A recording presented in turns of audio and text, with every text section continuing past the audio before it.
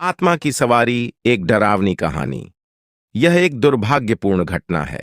एक बार फैजाबाद जिले के गौरा घाट स्टेशन पर एक दुर्गेश नाम का ऑटो ड्राइवर अपनी ऑटो लेकर खड़ा रहता था। जो भी सवारी आती थी उसे वह बैठाकर उसके घर छोड़ता था और अच्छा खासा पैसा कमाता था। एक दिन की बात है कि उस दिन जोर जोर से बारिश हो रही थी और रह रह कर बिजली चमक रही थी। रात के समय साफ साफ कुछ दिखाई नहीं दे रहा था। वह वापस अपने घर को आने का सोचा। वह सोच ही रहा था, उसे याद आया कि 1 घंटे बाद एक पैसेंजर ट्रेन आने वाली है और वह फिर से वहीं पर रुक गया। इतने में और घना अंधेरा छा गया। अंधेरा इतना था कि एक हाथ को दूसरा हाथ दिखाई नहीं दे रहा था। इतने में ट्रेन आ गई और बिजली रह रहकर चमक रही थी। तभी ट्रेन में से एक सुंदर सी लड़की बाहर निकली, जिसकी उम्र 19 या 20 साल रही होगी। उसके कंधे पर बैग और हाथों में सूटकेस था। मानव शहर से कोई परी आ रही हो।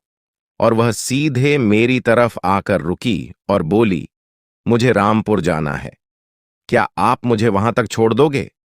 मैंने बोला, मेम साहब, अगर आप अभी चलोगी तो 700 रुपए लूंगा, और अगर सुबह चलोगी तो मैं आपसे 200 रुपए ही लूंगा। लड़की ने बोला, आप 700 रुपए लेना, लेकिन मुझे अभी ही मेरे घर पहुंचा दो। मैंने बोला, ठीक है, पहले 700 रुपए निकालो, फिर ले चलूंगा। मेम साहब ने बोला, अभी तो मेरे पास सिर्फ 300 रुपए ही है, इसीलिए इसे ले लो, और अपने घर पहुंचने के बाद आपको 400 रुपए और दे दूंगी। मैंने बोला, ठीक है। मैं मेम साहब को उनके घर ले आया और बोला कि आप जाओ और पैसा लेकर आ जाओ। मेम साहब अंदर चली गई। आधा 1 घंटा बीत चुका था। वह अंदर से बाहर नहीं निकली, तो मैंने सोचा, चलो मैं ही अंदर जाकर पैसा मांग लेता हूं। रात के करीब 3 बज चुके थे। जब मैंने घर का दरवाजे खटखटाया तो अंदर से एक माताजी अपनी आंखों को मलते हुए दरवाजा खोला और बोला, आप कौन हो? इतनी रात को क्यों आए हो और क्यों जोर जोर से आवाज मार रहे हो? मैंने बोला कि जो अभी थोड़ी देर पहले मेम साहब आई थी, उन्होंने मेरा पूरा किराया नहीं दिया था, इसीलिए मैं अंदर आया हूं।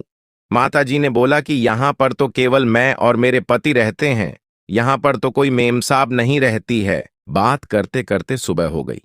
अचानक मेरी नजर दीवार पर पड़ी। तभी मैंने देखा कि मेम साहब की फोटो दीवार पर लगी हुई थी। तब मैंने बोला कि माताजी, जी यही मेम साहब थी जिनको मैं लेकर आया था।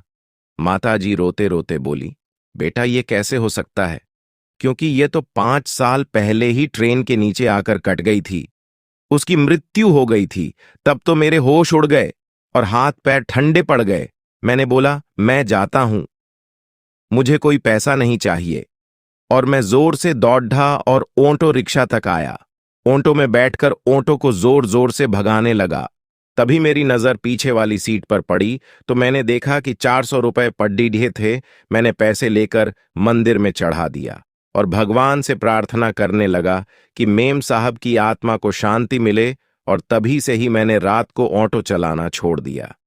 मेरी किस्मत अच्छी थी जो मैं बच गया। दोस्तों, यह थी कहानी आत्मा की सवारी।